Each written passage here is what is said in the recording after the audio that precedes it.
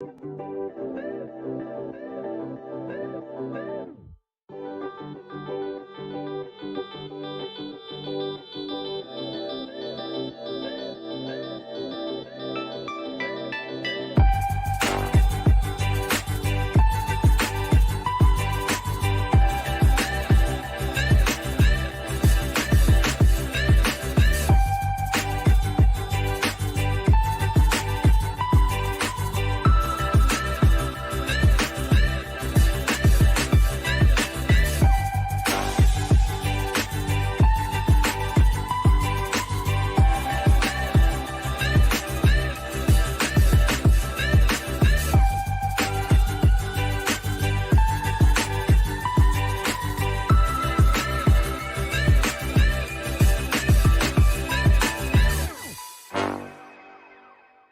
name is Rebecca Johnson, and I love Batman v Superman: Dawn of Justice. And I am publishing a series of videos exploring the reasons why I am such a fan of Zack Snyder's film.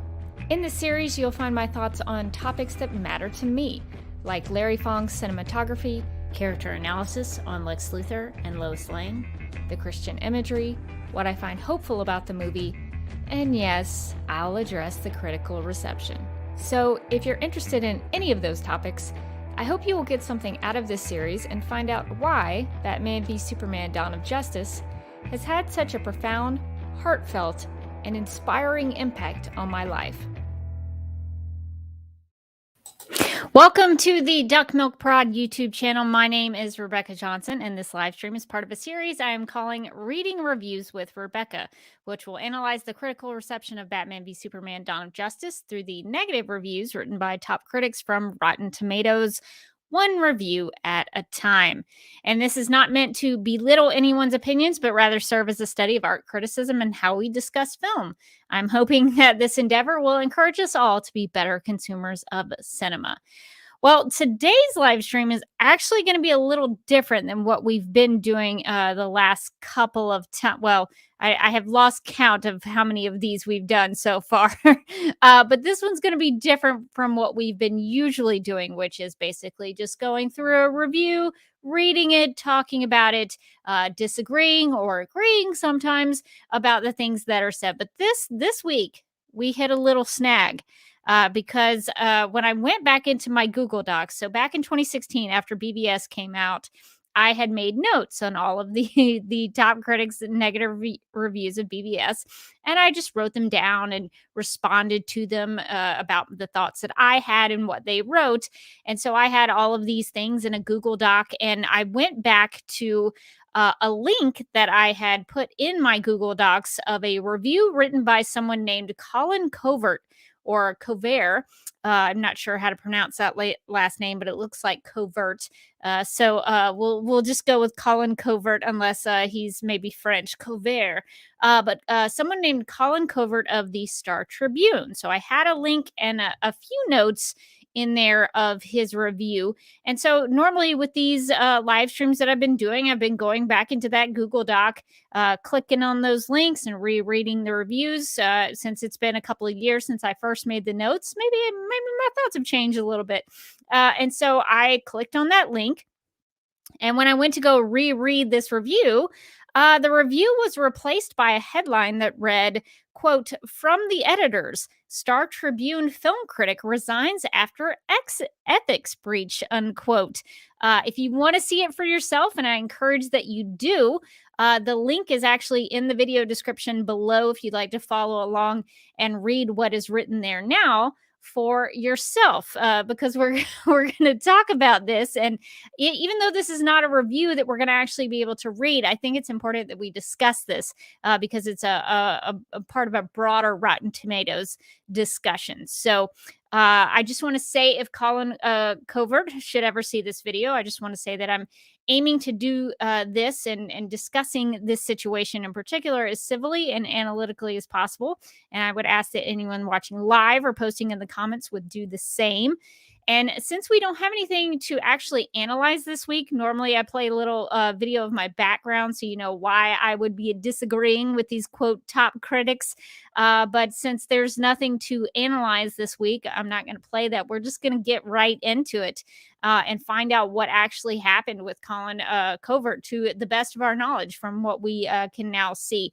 So here's what the Star Tribune had to say about his situation. So when you go and click on the link that I had of his BBS review, and actually in my Google Doc notes, I had still the hyperlink and what it said.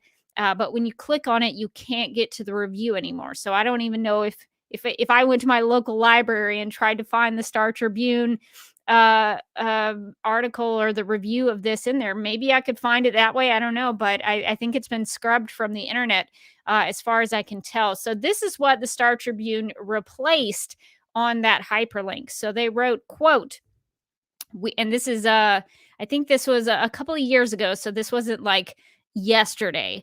But it reads, quote, "We recently discovered that over the past decade, Star Tribune movie critic Colin Covert has written some film reviews using the same unique language of writers for other publications without attribution. Covert, a staff writer at the Star Tribune for more than 30 years, has resigned. This matter came to an editor's attention in a recent email from a reader that said Covert, in his 2009 review of the movie Nine, had used a unique phrase from the late New Yorker film critic Pauline Kael, or Kael. Kael, I'm guessing is how you say it. Editors confirmed the phrase, self-glorifying masochistic mush, was used by Kael in 1974. After additional research, editors identified other phrases in Covert's Nine review that are identical to phrases in other reviews written by Kael. Stealing from the same person, by the way, including archaic big muscle. This is the phrase that was also stolen. Quote, archaic big musical circus. And another one saying comic strip craziness. And then another phrase, stardust is slightly irritating, unquote. Further examination of some of Covert's work identified 8 other reviews that contained unique phrases used previously by writers for the New York Times, Paste Magazine, Vulture.com, The Wall Street Journal, IndieWire, and The Hollywood Reporter.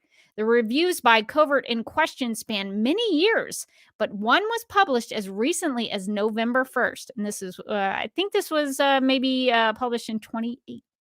I think I haven't gone back to click on it. If you click on it and post the year in the live chat, I'll get back to that and confirm when this update was written.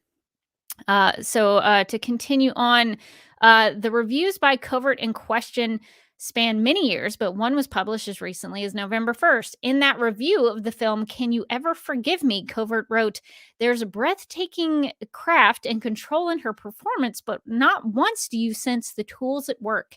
A year earlier, in a November 27th, 2017 review of Call Me By Your Name, John Frosch wrote in The Hollywood Reporter, "There's breathtaking craft and control in the performance, but not once do you sense the tools at work." So very similar wording for the same film. Okay, that's just me jumping in here in this update.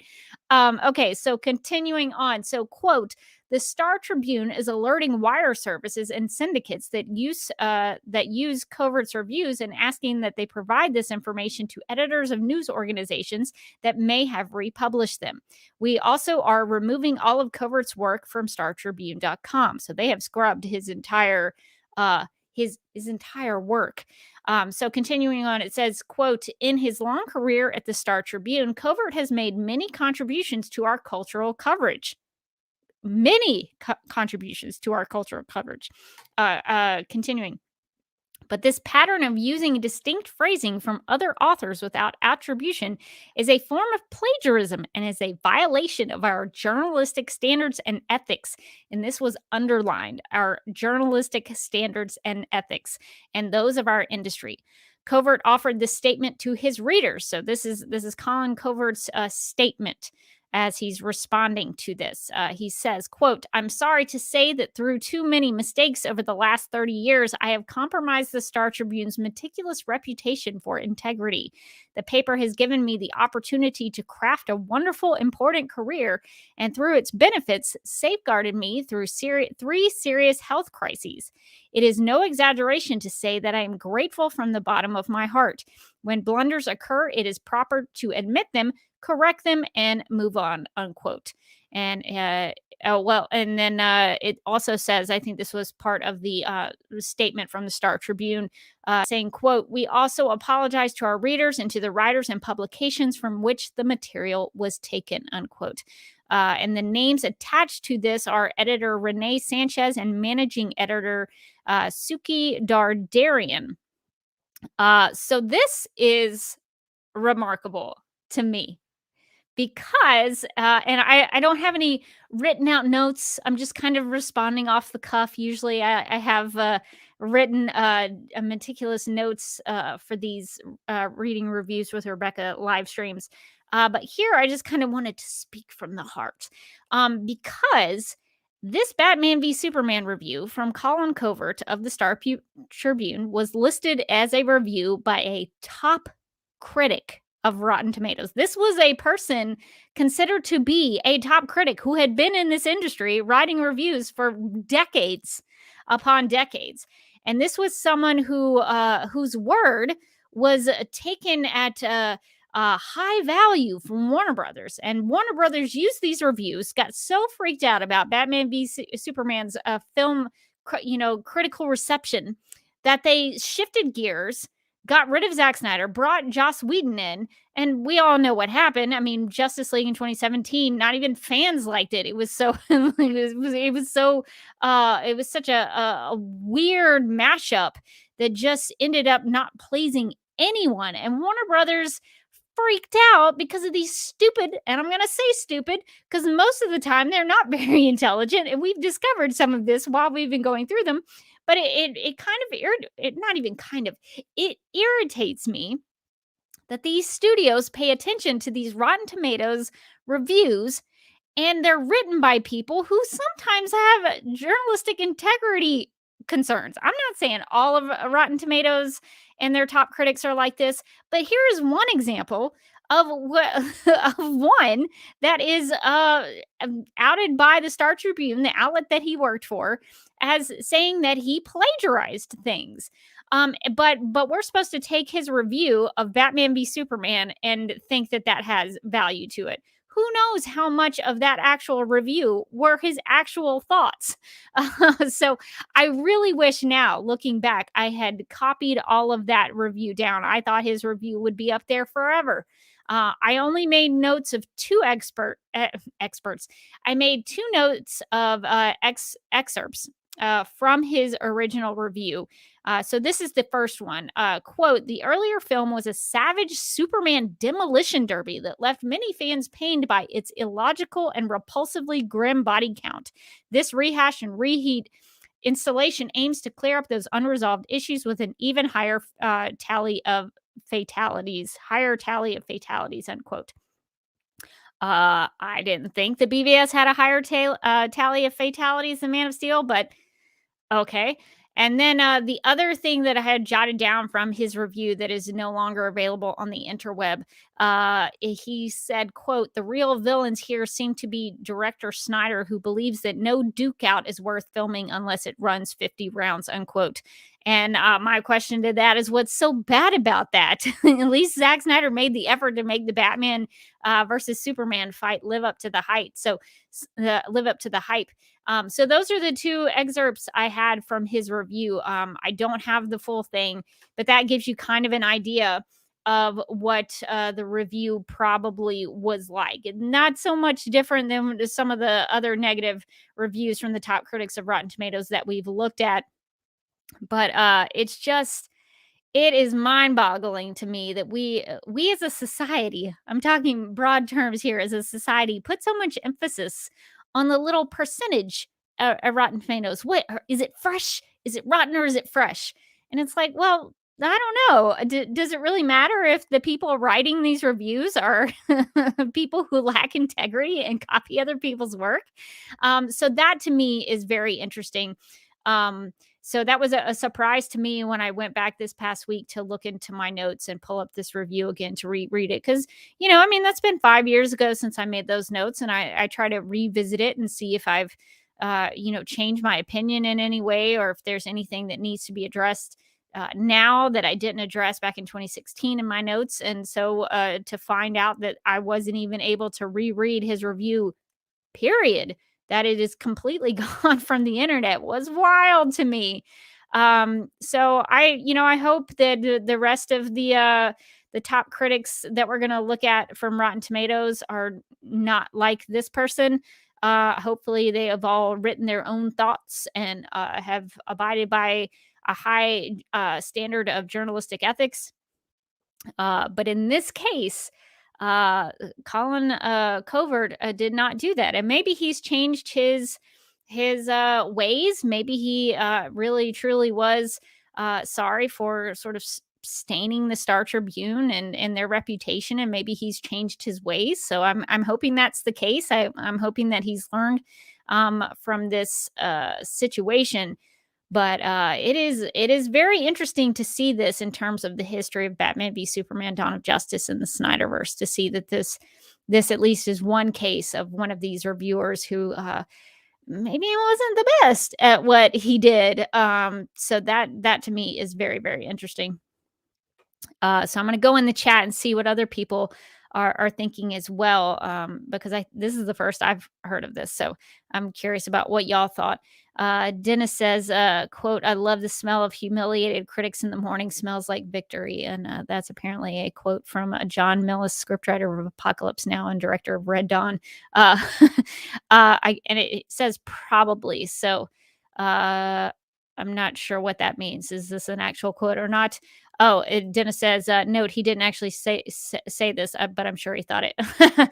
Okay, so that's you putting words in John, I guess Milius's um, mouth, though.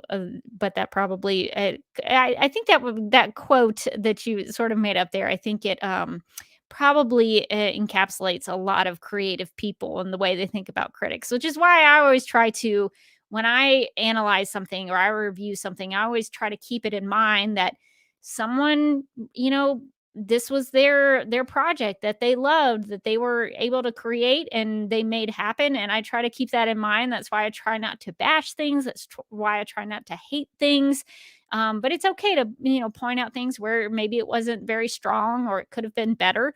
But that's why I try to be at least somewhat kind, even to Colin Covert right now in this live stream. I'm trying to be kind to him because I'm hoping that he's changed his ways and that he learned from this lesson. So some people I don't think take that approach when they do reviews or they do um, critiques and engage in criticism. They just hate it and they bash the people involved. Even Colin Covert in his review, I guess, took personal swings at Zack Snyder, and it's like, why are you doing that? So that to me is very unfortunate. Let's see what other people in the Okay, so David says, okay, but why is phrase stealing a bad thing, even if it's concerning different films? I mean, I think for film criticism and reviews and things like that, especially in terms of the written form, that's not your thought. And if you don't write, I mean, your plagiarism is a big problem. I mean, a lot of people have gotten in trouble, whether it be like scientific journals or term papers they write in school. You can't do that. That's literally stealing someone else's work, especially if it's in the case of this one where the unique phrases is the important part. And also, I guess the even more important part is the without attribution. He didn't credit the other people he took the phrases from. So in the written form, this is their work. This is what they do. And so when you steal exact unique phrases from someone, you're taking their work. So that's a really big deal.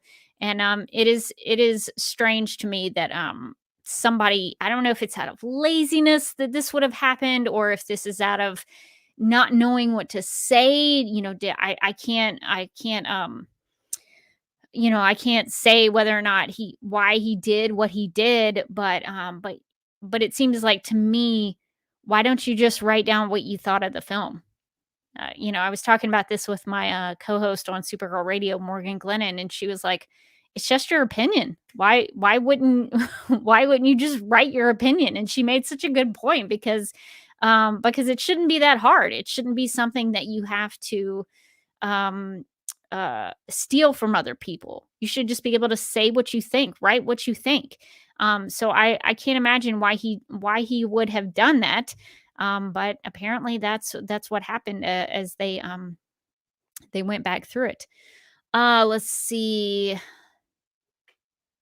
And David also says a lot of it's unoriginal, but it's okay because it's not stealing from other journalists considered to be writers. Yeah, I think that the two big things here are the unique phrases, and that you can point to somebody else's review. It looked like from what I was reading on the Star Tribune, he took the same unique phrase in a review from one film and used it in a review of that same film. That's an even bigger problem because then it's like you're just, you're copying somebody's homework and you're not even trying to hide it. Like that I think is a big problem.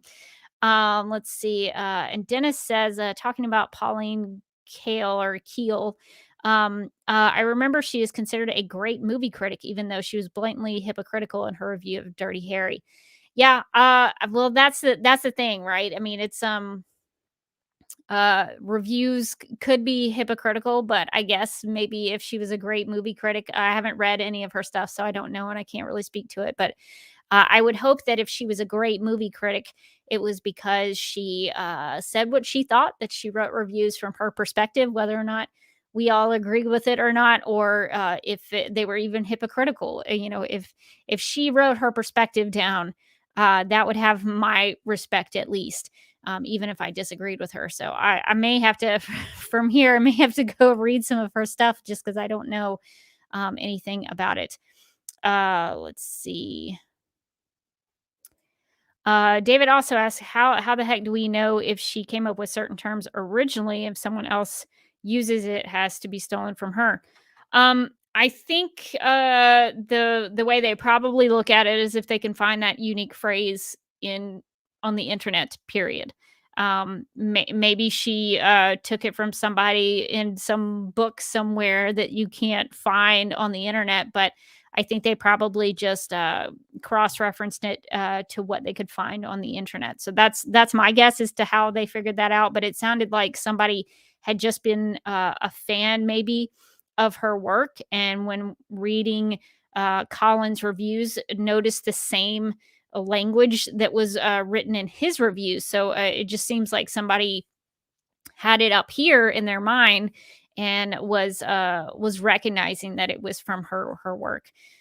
So let's see. Okay, so Dennis goes on to explain the Dirty Harry comment.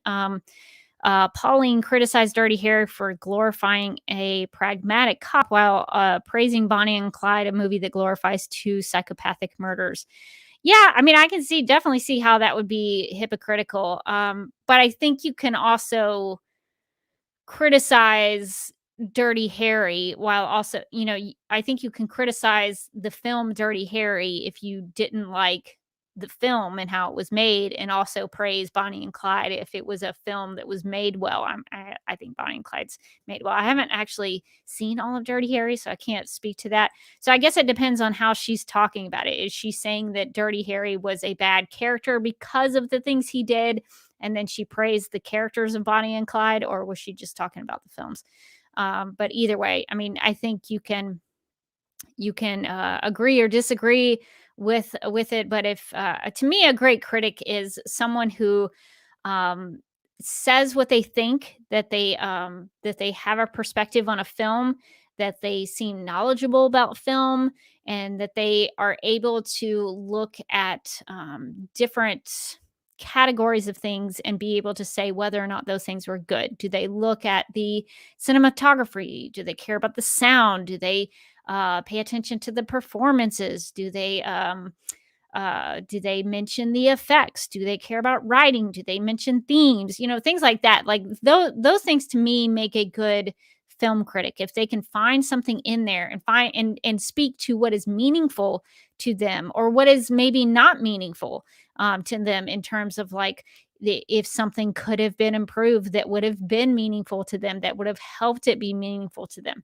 Those are things that I look for in a great critic. And I really, honestly, I don't try to look at criticism very much. So I haven't read a lot of these things that you all are mentioning in the chat, because I don't really pay attention to the critics other than this live stream series that I'm doing. I really don't care about the critics, because if I'm interested in the film, I'll go watch it. I don't care what the percentage on Rotten Tomatoes is. I'll go check it out if I want to see it. And then I'm the critic that the film really needs to care about, because it should want to speak to me as a person. So but what I aspire to be as a critic of film and TV is somebody who pays attention to how the film is made, and being able to talk about what's meaningful to me in it. So that's what I think a good critic should be, not because that's what I think I am. It's what I aspire to be when I do those things. So that's what I would talk about. Let's see. Let's see if anybody has any thoughts. Let's see. Okay, Dennis says, I remember of a movie critic that I read about that criticized Netflix, The Witcher, and then admitted in that same review that he didn't even finish the show.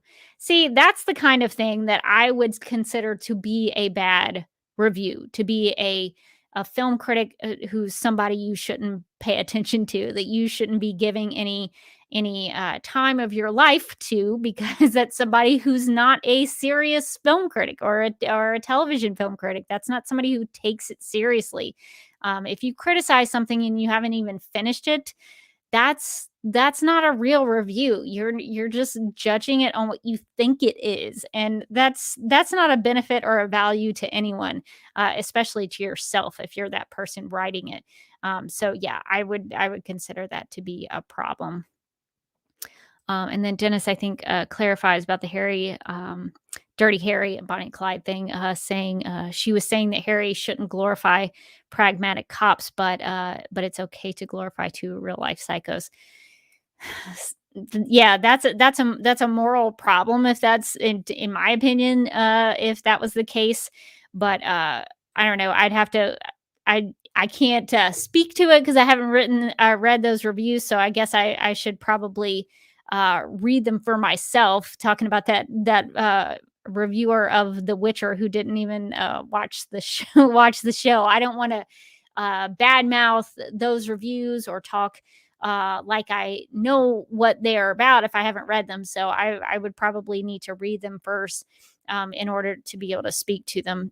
So that I think is something that would be important for me personally, is to be able to. But I appreciate you sharing your thoughts about that, and using that as an example of what we're talking about. But for me personally, I would have to go read them first. Yeah, so this is going to be a short live stream, I think, because there's not really much more to talk about. I just thought it was important to show and document the story of these reviews, because when people talk about Rotten Tomatoes, these days it seems like, these are the only people and these are the only opinions that people should be paying attention to, in terms of like the studio or fans. If Rotten Tomatoes says it's rotten, you shouldn't go see it. I actually had a friend of mine say that once. We were talking about going to see a movie, and uh there was the exception or I guess the mention brought up of, well, the critics didn't like it, and I thought, well, who cares what the critics think? We all want to go see this. Let's go see this. And so I think there is this thing out there in the zeitgeist, I guess, that, oh, if Rotten Tomatoes thought it was bad, oh, it's bad. And all the studios try to promote their films when they come out of, oh, this is fresh on Rotten Tomatoes. And this is just a good example to me of why nobody should care about what these people should say. If they have value to you and what they write, that's great. I know some people like, listening to or reading reviews because it helps them understand the film, and I think those are reviews that are worth paying attention to. But as a whole with Rotten Tomatoes, I think the problem with it is that you lump all these critics together and then you turn it into a number, and you're not looking at the individual pieces of writing and the individual perspectives. And that's what I think is a big problem, because when you actually dive into those reviews, you'll see that sometimes they don't know what they're talking about, or they say outright false things, or they lie about something, or it's like that reviewer with The Witcher. Sometimes I think they went to the restroom during the film and they missed a whole bunch of stuff. But you don't get that in the big broader picture of, oh, this is 78% on Rotten Tomatoes. When if you went into or if it was the reverse, if it was more negative, it's 26% on Rotten Tomatoes. Okay, well, why did it get a 26% on Rotten Tomatoes? Let's actually go into those reviews and read them, because sometimes I think these reviews are written and people assume, I think the reviewers sometimes assume that, oh, nobody's going to pay attention to this. Maybe Colin Covert thought, nobody's going to really actually read this. Who cares? I'll just copy and paste somebody else's stuff and just pass it off as my own. I don't know if that's what he thought.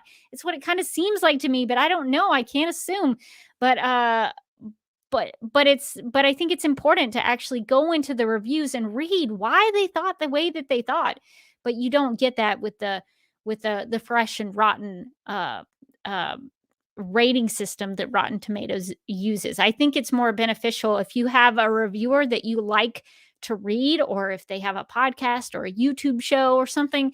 If they have something that you're like, this person, I like the way they think, and they're sort of like me. And so if they like it, I probably like it. I think that's a better way to go. If you like reviews and you like to pay attention to reviews, that's a better way to go than just go over to RottenTomatoes.com and see what the percentage is.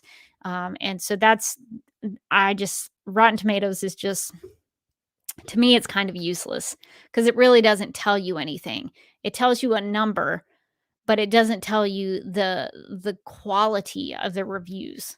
I think the the number should be the rating system for the review instead of the film, to be honest. I wish there was a Rotten Tomatoes for film critics to be judged.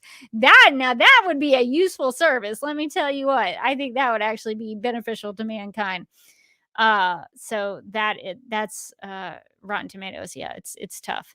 And Dennis asked the questions, who criticizes the critics? Well, I guess we've been doing that here with these reviews that we've been looking at for Batman v Superman, Dawn of Justice, because I think when a score is so low on Rotten Tomatoes, I think something's up. I think it's suspicious, and that might be a good project for somebody if they wanted to do it. Go and look at the top or the lowest films on Rotten Tomatoes and see why people thought the way they did, and why did it get those low scores. I bet that would be a really interesting project to find out what was going on there. Yeah, and yeah, Dennis, yeah, I got it. It's the reference to Who Watches the Watchmen. Yeah. Yeah,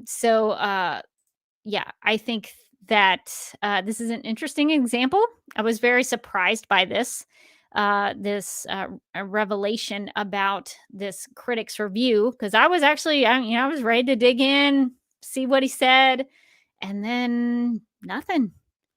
So, I hope for the best for Colin Covert. I hope he's, doing better. I don't know what he's doing with his days now, but it seems like this would be a good reason for people to be more thoughtful in their reviews, put more of their own opinions into them. And I think for some of these outlets, I think you have to be a little pickier about who you get. And it is funny when I keep thinking about what my friend Morgan said about, "It's just your opinion, just write your opinion." It really shouldn't be that hard. So I don't know why anybody would need to plagiarize. Let's see. Levi underscore exiled. Let's see. No, this was the one I wanted to look at. Saying same with IMDb. Loki has high ratings when in reality it's the worst show I've ever watched. Well, I mean that's a little bit different from what I'm talking about. To be honest, like it's one thing um if something has a high rating and you didn't like it, that's one thing. But I think what I'm talking about, it's when you dial into why it had like I'd be interested in why people said Loki had a high rating, like, were they over exaggerating? Were they saying false things? Were they lying about things? Were they making something up? That's what I'm more interested in it. For Batman v Superman: Dawn of Justice, it had a low Rotten Tomatoes score, but then you go into the reviews, and actually, what they said in those reviews are not true. They're literally lying about things, saying that the film had no daylight scenes and no humor and nobody smiled. Those silly claims. So that's kind of more of what I'm getting at when I'm trying to do some of these. The analysis that I'm doing here with these live streams and these reviews that we've been looking at is trying to find out what doesn't line up. It's one thing to like or dislike a film, but then it's another thing to have a bad representation of the film, I guess is what I'm getting at. Let's see.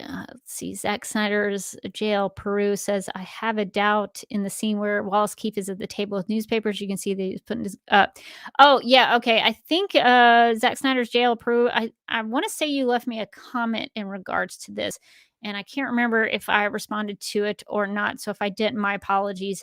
But he asked, or Zack Snyder's jail Peru says, was Wallace Keefe putting together a homemade bomb? Yeah, he might have been. He was definitely somebody who was, uh, you know, doing some things that were kind of getting a little crazy. But I think, but Wallace Keefe was just a guy who was trying to figure out how to hit back at Superman, especially for what had been done to him.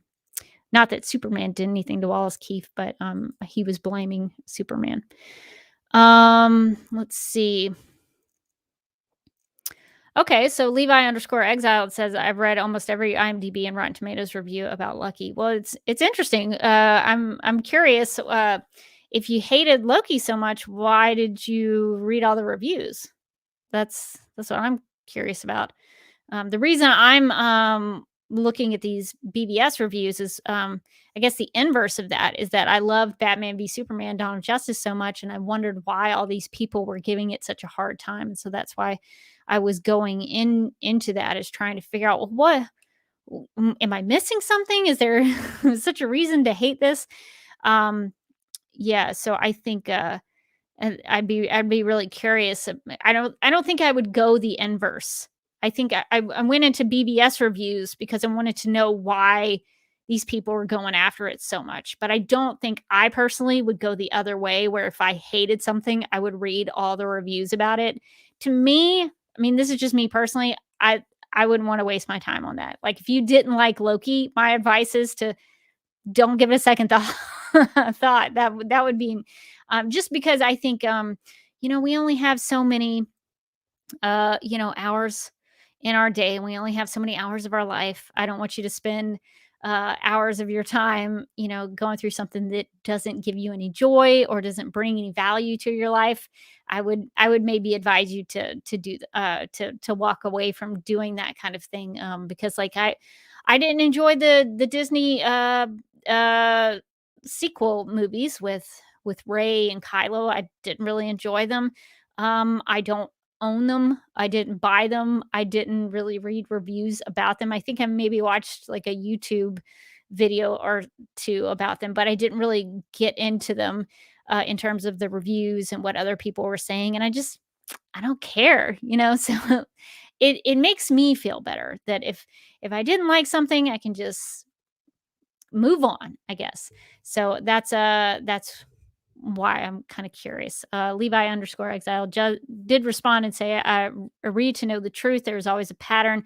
Same with Man of Steel and BBS, people saying the same stuff, ignoring truth. Well, I mean, that's the thing. Are they writing truths in the reviews, or are they saying false things, or do you just not agree with them? That's what I would be curious about in terms of that. So I just I think it's for me, it's one of those things where if I didn't like something, I'm not going to spend a whole lot of my time on it because it's just not something that matters to me. But for Batman v Superman: Dawn of Justice, it did matter to me because I loved this film so much, and I wanted to know why. Why did this happen? And then going into it is very interesting, because a lot of these reviews will say very similar things. It's kind of like the Colin Covert situation. Is that they say a lot of they make a lot of the same points, I guess is what I should say. They come up very often, the same repeated claims about the film and the same reasons why they didn't like the film. So I've learned a lot of things through this analysis of the critical reception, and I think it's helped me be a better reviewer myself. It gives me some things that I like about reviews and what I don't like about reviews, and so that's what I try to take from it. But as a whole, I don't really care about Rotten Tomatoes. I actually think Rotten Tomatoes is pretty offensive, honestly, because it boils down art to a percentage, and that's not why you're supposed to consume art. You're supposed to consume art uh, to encounter meaning and to have something speak to you, and maybe even have a discussion with your friends or your family. I think art is so much more than just a percentage on a website, and so Rotten Tomatoes to me is just, it's such a useless thing. It doesn't really provide anyone with anything by boiling down a piece of art to a percentage. So that's why I think it's a problem. Um, let's see. Dennis says there was a tomato meter approved movie critic who said all superhero movies are for kids. When one guy mentioned Logan, Deadpool, and the boys, he answered, "Yes, for all kids." Uh, hmm, that's weird. Um, I I don't want to talk badly about anybody else, but if you boil down a movie to say this is for kids or this whole genre is for kids, you're missing something that could be impactful for you. I watch a lot of animated things. I watch a lot of animated cartoons and films, and I don't pass that down as, I not pass that down. I don't put those things down because they're animated. They're a work of art just like any other film or TV show, and it doesn't have to be, oh, that's a kids movie. I shouldn't waste my time with it. Like I think about Disney's 1959 Sleeping Beauty animated film. It's to me, one of the most gorgeous films ever made. It looks like a Renaissance painting come to life. It's beautiful. And even though it is targeted towards children, Disney targeted it to kids. It's a fairy tale, but it's such a beautiful film, and I think it speaks to a lot of things in the human condition about good versus evil, and overcoming evil with love and things like that. And I just and having a pure heart, and being able to uh, you know uh, to see things in a true way. And that's, there's there are things in that film that I think appeal to all ages, not just children. Being able to slay a dragon is something I think we all want to do. So I think it is unfortunate for a reviewer or a critic to dismiss something as like superhero movies in this case as being for kids. Because would you say that about you know Todd Phillips's Joker film? Would you say that about the Dark Knight? Would you say that about Logan or Deadpool or The Boys?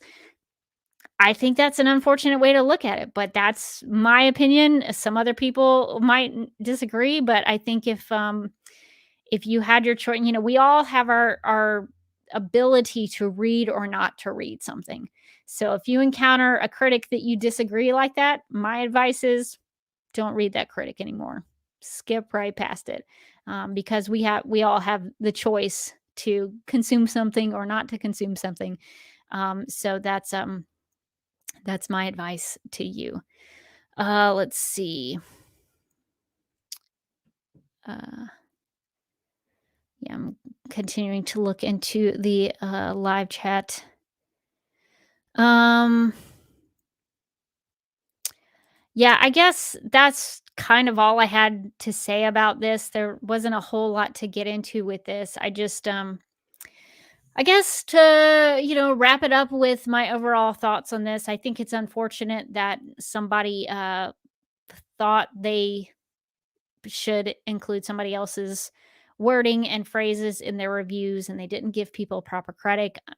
I'm a big believer in that, of giving people credit for pictures or videos or music or words in this case.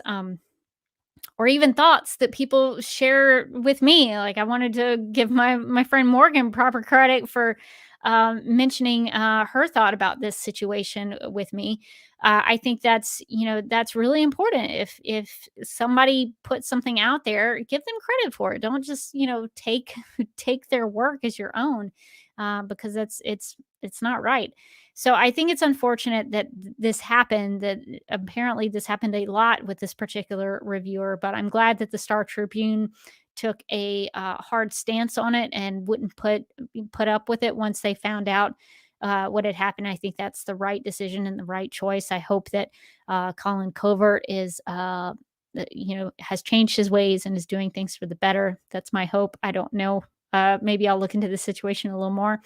But I guess my advice to people who look at Rotten Tomatoes first, I don't think you should be looking at Rotten Tomatoes. That's my first thing that I want to say. But second, if you do care about reviews and reading reviews, I would try to find somebody who is thoughtful about what they're saying and what they're writing so that they're not just hating something for the sake of hating something or loving something for the sake of loving something. Someone who is serious about the art of film or television or books or music or whatever it is they're critiquing. I would try to find somebody who was thoughtful about it. That's one of my things that I look for, that someone's who is thinking through it, who really put some time and effort into reviewing something and making sure that their perspective is being put out there. So that's my advice. If you do care about reviews, it's unfortunate that this happened, but I do think it's interesting to point out in this series that these are the people that WB listened to. This is part of that Rotten Tomatoes percentage. I wonder if the percentage changed when this review went away.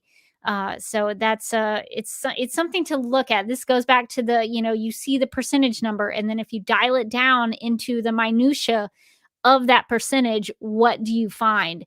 And one of those reviews in that percentage, in the top critics of the negative reviews of the top critics of Rotten Tomatoes, is a guy who plagiarized other people's work.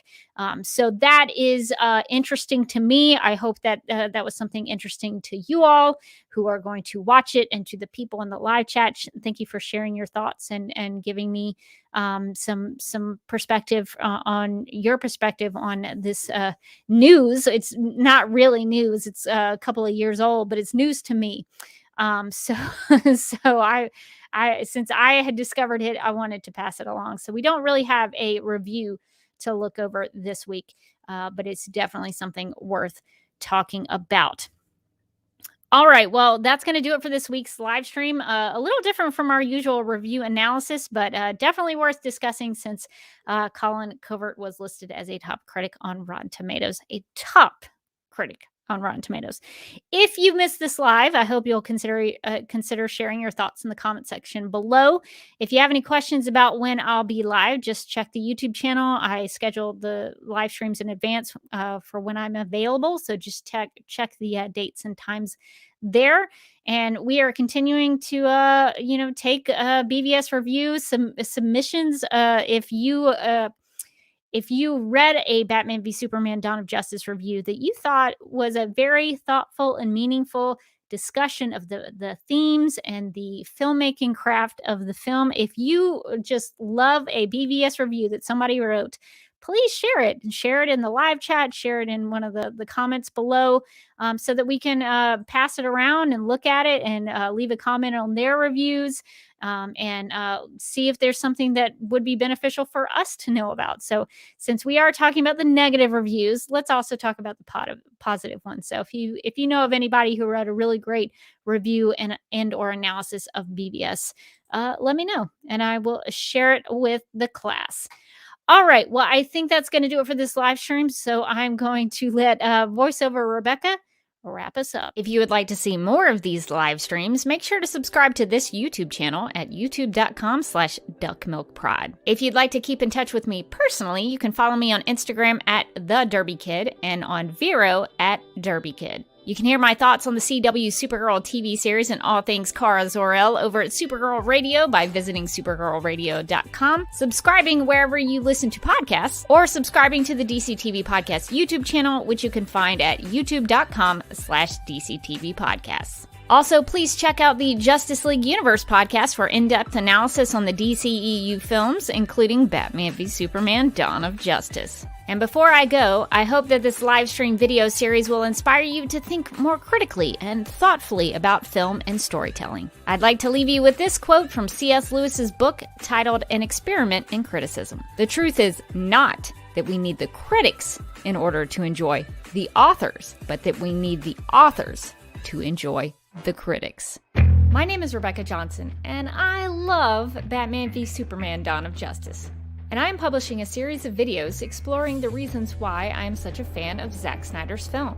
In this series, you'll find my thoughts on topics that matter to me, like Larry Fong's cinematography, character analysis on Lex Luthor and Lois Lane, the Christian imagery, what I find hopeful about the movie, and yes, I'll address the critical reception. So if you're interested in any of those topics, I hope you will get something out of this series and find out why Batman v Superman: Dawn of Justice has had such a profound, heartfelt, and inspiring impact on my life.